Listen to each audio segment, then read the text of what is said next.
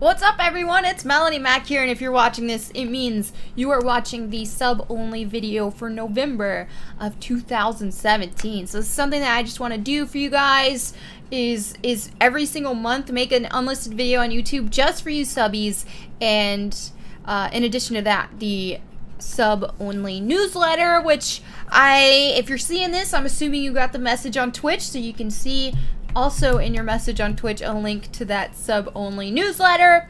Look at the kitties in the background right now. So for this month, I thought I would just sit down and chat with you guys a little bit, kind of talk about the inspirational thing, which I mentioned briefly in the newsletter. But you know, you guys can always leave a comment here and let me know what type of videos that you want to see in future sub-only YouTube videos for the months. But since this is the first one that I've done, I thought, hey, let me go with that inspirational thing. First of all, I'm sorry my room is a little messy. I've got like cough drops on the floor. I've been waking up like with a cough, and then I have cough drops and stuff, and after a few hours I'm okay. But yeah, it's just how it's been. But anyway, I figured I'd just chat with you guys a little bit about dreams and hopes and not giving up on your dreams and all that good stuff, because it's important. And yeah, so I mean, like I mentioned in the newsletter, I mentioned this little quote that I made up, and it says, if you don't have dreams, how can they come true? And I actually made that up. I want to say it was like 2008 or something like that. I don't remember exactly when it was. It might have been a little before then. And I don't know, I'm kind of like, I'm an INFP, for those of you who are into the Myers-Briggs stuff. So I'm very like much of a dreamer. I'm into like the whimsical, believe it, you could do it, like all that kind of stuff. And so I like to make up cute little quotes like that. And so that was one that inspired me, because I thought, hey, you know what, don't be ashamed to dream. Don't be ashamed to have big dreams and to have these things that you want to do, and embrace them, and don't give up on them, man, because there are some things that it's hard, and there's some things that you might think, hey, you know what, it might never happen. Like if I were to think like I want to fly to the moon, I wouldn't say give up on it, but there's still a chance that I would never fly to the moon. But at the same time, that could open up other things, you know what I mean? That could be my dreams. And so I want to say that for everybody here too. Now, as I mentioned in my newsletter, my dream for a very long time was to be a comic book artist. And that's like, and not only that, but just to make my own comics, because like I didn't want to just create somebody else's comics. I wanted to make my own, and I feel like that's what every comic book artist dreams of, you know, is making their own comic. And before I started YouTube, I was just like, I mean, all my life I've been an artist, but before I started YouTube, I just spent so much time like drawing, and I would practice, especially starting about 10 years ago, maybe a little longer, but about 10 years-ish ago is when I really dove into digital art. And I thought, okay, like this is gonna, I wanted to dive into that, and I felt more comfortable with that in terms of doing comics and stuff, especially since you can undo and all that. And then with traditional stuff, like I did a lot of pencils, but I didn't really have a lot of experience with like Copic markers or painting or anything like that, so I just felt more comfortable in general just hopping into digital. Now, I started out just drawing on paper, scanning it, then coloring it in Photoshop. I used a mouse. Like I couldn't afford a graphics tablet for a while. And this is something else that I want to tell you guys, because so many people have dreams and then they're like, well, I can't do it because I don't have enough money to get this to get started, or this or that or this. And for most things, you can get started with what you've got, whether that's like streaming, or being an artist or anything like that. You can get started with what you got, and there's so many people. And I remember like especially with streaming and making YouTube videos, like I remember advising so many people over the years, especially before I was streaming. A lot of people would ask about YouTube, and they're like, I can't be a YouTuber, I can't afford a good camera. And it's like, dude, so many YouTubers started out using like the most cheapest cameras, or even like a camera that came on their laptop. I remember I made videos with a cheap camera. Granted, back then like there wasn't super fancy cameras that for like, I mean, there always was nice cameras, but it wasn't common for YouTubers to have like super fancy studio setups and stuff back then. But still, there's so many YouTubers, even now popular YouTubers, who don't use the fanciest of cameras. There are people who use like webcams and all that. I'm filming on a webcam right now. So, I mean, you can't always blame things and say that your dreams can't happen because you're lacking the money to get started. Now, it always helps when you can afford stuff, but it's for most people, they don't have that luxury right away. And then most successful people don't let that get in their way. They still do stuff. So for me, is back then when I was drawing like that, I couldn't afford a graphics tablet, and like I was working full time, and that's another thing, like, oh, I don't have time, I gotta work a regular job. And it's like, I did my time working regular jobs too for a very long time, like for years and years and years. I worked at regular jobs. I worked at retail. I worked in the food industry. I worked at a bank. Like, I did regular jobs for many years before I was able to be a YouTuber full time and all that. So, you know, it's something I did before, and it's something I'd do again if I had to. So anyway, yeah, so I would work 8 hours a day. At one point, I was working 6 days a week because, like, my family was having financial troubles because they opened a business and the business went under. And so that put them in a really, like, I feel like my glasses look crooked. I can't tell if it's the camera that's crooked or, but anyway. So I put them in a really difficult spot, and they were struggling financially. So my brothers and I, ever since we were teenagers, had to, like, get to work and help give money to my parents to help, you know, keep us afloat. So at one point I was working 6 days a week, and you know, full-time, more than full-time, over full-time, and then I was volunteering on that additional day, that day off that I had. So I literally every single day had something. I never had any time to do. I didn't have days off. It was super rare that I had days off. I mean, there's, depending on the job that I had, but sometimes I did have like a day or two off, but for the most part I was working overtime. And whenever I wasn't working, so when I get home from work, it would be late, I would get home, I would get at my computer, and I would draw and then scan it, get my computer, start coloring it, all that stuff. Then I'd wake up in the mornings, get ready, and I'd wake up early enough to where I had a couple hours to draw. And so I did that every single day. Eventually I was able to save up $100 to get a Bamboo Fun tablet. And for me, saving up $100 to spend on myself was a lot. It was not normal. And this was even though I was working overtime a lot. You know, I was helping out my family and stuff, so I couldn't afford $100. But I worked really, really hard. I saved up. I made sure that, like, I didn't go out to eat at all. I didn't spend any money at work on, like, snacks or anything. I made sure that, like, I brought my food, and I saved as much as possible. It was like nothing on entertainment until I was able to afford that $99 to get a Bamboo Fun graphics tablet. Now that thing is, it's a Wacom Bamboo Fun. It was like this big. It was tiny. And that was the first tablet I had. And so then I learned how to draw on that. And that was a learning curve, but it took a long time. But again, like, I spent time after work. I would come home, I would draw, and then I'd go to bed, and then in the mornings I'd wake up with enough time to draw. And then I remember around that time I was watching Death Note, so it was like I had enough time to watch a couple episodes of Death Note while I would draw. So I did that before and after bed. Before bed, and then in the mornings before work. So I did that for a while, practiced, and at the time there was a website called Zuda Comics, and I think it was made by DC Comics. I know it was made by either like DC or Marvel, but I'm almost 100% certain it was made by DC Comics.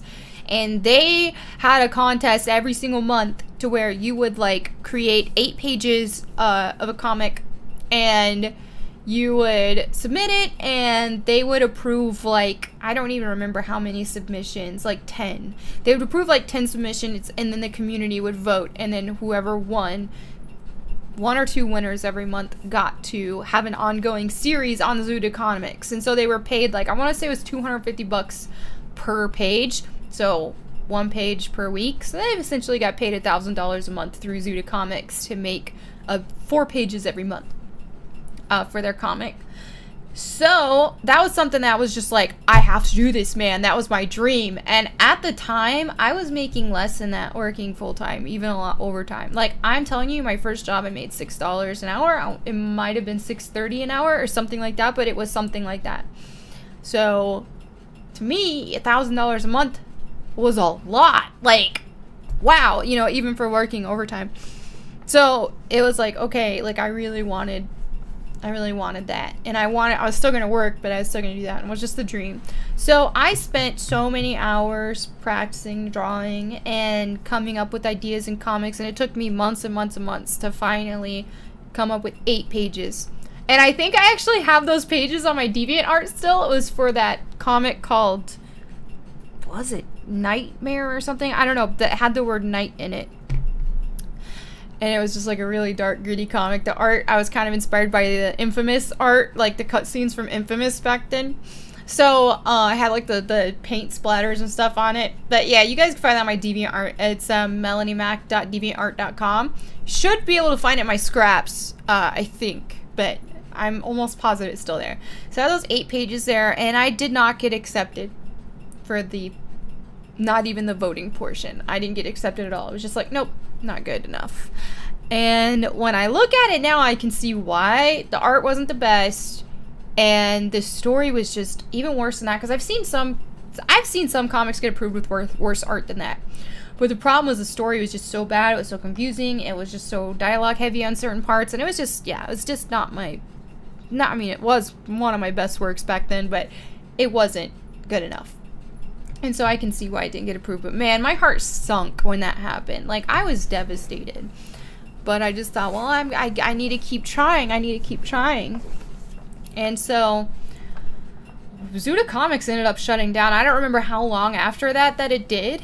But I remember, again, once Zuda Comics shut down, it was like my heart sank. Because then I thought, well, I can't try for that anymore. You know?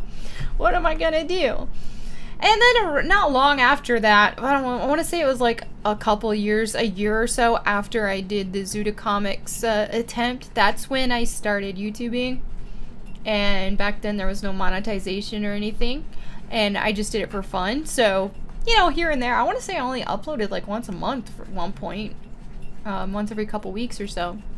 And I made a video just about like talking about games and how, like, I, you know, liked video games and drawing, and I talked about football, like in the Steelers and all that. And see, I made that video. I posted it like on forums, because I used to post on forums all the time, like game trailers and stuff like that. That was my jam.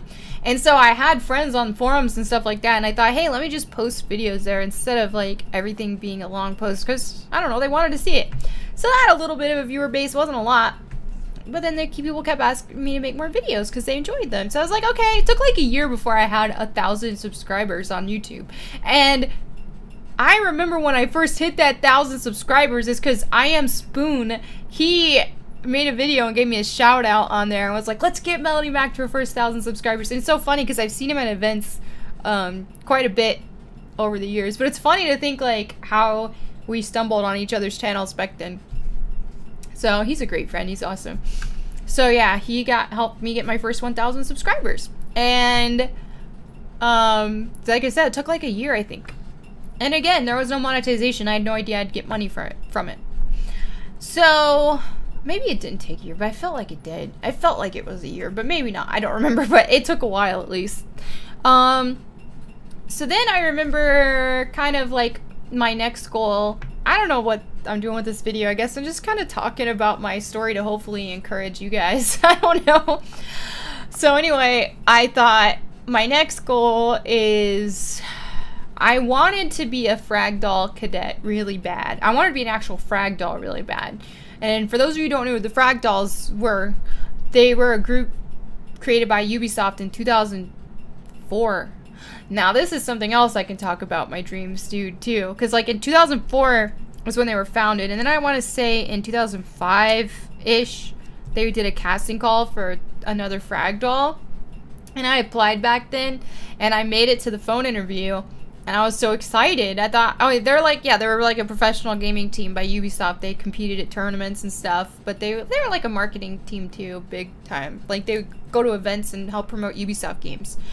That was like no way to me. I thought, no freaking way. This was before I started YouTube. It was before Zuda Comics, all that, when I first applied. It was like 2005, I think. And I just thought, oh my gosh, this sounds like the best thing ever. So I applied and then made it to the phone interview. And then I absolutely bombed it at the phone interview because, like, I am an introvert. I'm really shy, and a lot of you guys don't know that because you see me on camera and on stream and I'm all like, yay! But it's a different story. First of all, because my comfort zone is my camera now, and it's just different. I don't know, it's different. But back then, I didn't ever like film myself or anything, and then I never did anything like that. And so I was just like terrified. I was so shy and scared, and I wanted it so bad. I thought, I don't want to goof this up. So when they called, I was so nervous. I was stumbling over my words. I did an awful job at like selling myself. And then too, at the time, I mostly played single player games, and they were really focused on girls who were really good at multiplayer games. Like, I know, you know, being good at like Counter-Strike, Halo, all that. And dude, I played almost exclusively like PlayStation 2 games like Devil May Cry, Kingdom Hearts, Final Fantasy, stuff like that. So that was kind of like all I was playing, and we're single player games for the most part. And so I didn't have a lot of experience with like shooters and stuff. I played like a ton of Battlefield 2, but I don't remember the timeline on that, but I wasn't like a competitive gamer. And so that was what really looked bad on me, plus me being so shy that I was stumbling over my words and I was scared. And you know, to be a frag doll, you need to be really good on camera and comfortable and approachable and then like confident and all that. And I wasn't either of those things. So yeah, it didn't work. I didn't make it to the next round and I was devastated. So fast forward to around that time after Zuda and all that, then they opened up a frag doll cadet program where you could be like an intern. And this was in 2009, I think, late 2009 when they announced that casting call. And so this had been like, what, 4 years later? Since I tried the first time around that. And so I kind of like given up on it, but then I thought, hey, you know, let me try this. This is a good opportunity. And so I started my YouTube channel to help me be more comfortable on camera, all that. And so by the time I did apply for the frag doll cadet program, I ended up making it that time for the spring 2010, I think, spring 2010 frag doll cadets. Now, this was, yeah, it was cadet, so it wasn't like a permanent frag doll. It wasn't the same thing I applied for before, because I applied to be an actual frag doll back then. They didn't have the cadet program back then. So anyway, yeah, I went to my first gaming event ever, which was PAX East 2010, and one of my favorite gaming series of all time is Splinter Cell. And so at that time, I was just like freaking out because Splinter Cell Conviction, that was before that came out, so I got sent to PAX East 2010, my first event ever, and I got to work at the Splinter Cell Conviction booth, and I got to teach people how to play. And it was right up my alley because I was, at that time especially, obsessed with Splinter Cell. It was my second favorite franchise of all time behind Tomb Raider, so I knew everything about it, and I was like really, really good at it. I remember the demo came out before I went there, and I played through that demo so many times. So by the time I worked that event, like, I was really good at helping people play and all that stuff. So I did that. I also got to go to my first E3 ever, which was in 2010. And so I had a lot of fun and all that. And then fast forward, what, 2 years after that, because that was only for the spring term. So then 2 years after that, they actually asked me to be a frag doll, like a permanent part of the team. And that was my dream for so long. So it was like, holy crap. And so it worked out, and I got to be a frag doll, and I was a frag doll for a year and had so much fun with that. Eventually the frag dolls disbanded, which is kind of sad because I feel like frag dolls are what got me started in the gaming industry, really. And so it's like sad to see them not a thing anymore. But at any rate, that was a dream. That was like my dream, was to be a frag doll. It was like, and it happened, and it didn't happen the first time. But what did I do? What did I do? I picked myself up and I like started a YouTube channel. I started getting more comfortable talking on camera. I started being more confident. I started playing more multiplayer games because I knew that's what they wanted. They wanted people who were good at that. And I got better at those games. And so then they did that. I got better. I applied. I made the cadet program, and then I got to be an actual frag doll. So that was a dream that happened. But then, you know, after all that, I was able to do YouTube full time because I kept doing that. I fell into that, got really fortunate that, you know, monetization happened, and that was it. That, you know, that I was able to monetize what I do and be able to do that for a living. So I've been doing that ever since, and then streaming and all that. But it's still a lot of a hustle, and it's only because of your support that I'm even able to do it. So it's like, that's the thing too, is being a content creator like this, is the grind does not end, because it's hard. It's really hard. It's so hard to make a living doing this. Even as long as I've done this, it takes so much work, and it's like it's because of you guys, and then whenever I get the sponsored stuff that I do, that I'm able to do it. So but yeah, so then that was something else that's like a dream that I was able to do. And then I was thinking the other day when I was reminiscing on, you know, the past and stuff like that, and it's reading that book, which I mentioned in the newsletter, the manga creation book, that's what brought me back. It brought me back to that time, like 10 years ago, when my dream was to be a comic book artist and to make my own comic. And then I thought, I don't want to give up on that, because that's something I would still love, and that's something that I wanted more than anything. And so I thought, I'm not going to give up on it. And so that's why I'm back to the drawing board with that, and what I showed you guys in the newsletter. So hopefully we'll see something happen with that. We'll see. But I don't know, I just figured maybe telling a little bit of my story there would help encourage you guys that, you know, there's you can have like multiple dreams too. It's like once you hit one, it doesn't mean like, hey, that's it. You might realize that, you know, hey, there's more stuff you want to do. And so I just wanted to encourage you guys to keep chasing your dreams, keep trying, keep working really hard, and whenever you fail, like, keep trying, because everything that I've ever accomplished really started out as a failure, because I didn't just like waltz in and get stuff, get opportunities. Like, it starts out as a failure, and even now I still don't get everything I want, and you know, it's still a battle, and it's still like, you still got to keep trying, you still got to work really hard. And so my goal right now is to get a comic book published. So I'm gonna work really hard on getting like my comic going, and I've already got some scripted part I'm drawing, and so, you know, here's this dream, and then there's so many other dreams I want to keep trying for too. So I want you guys to keep trying for your dreams.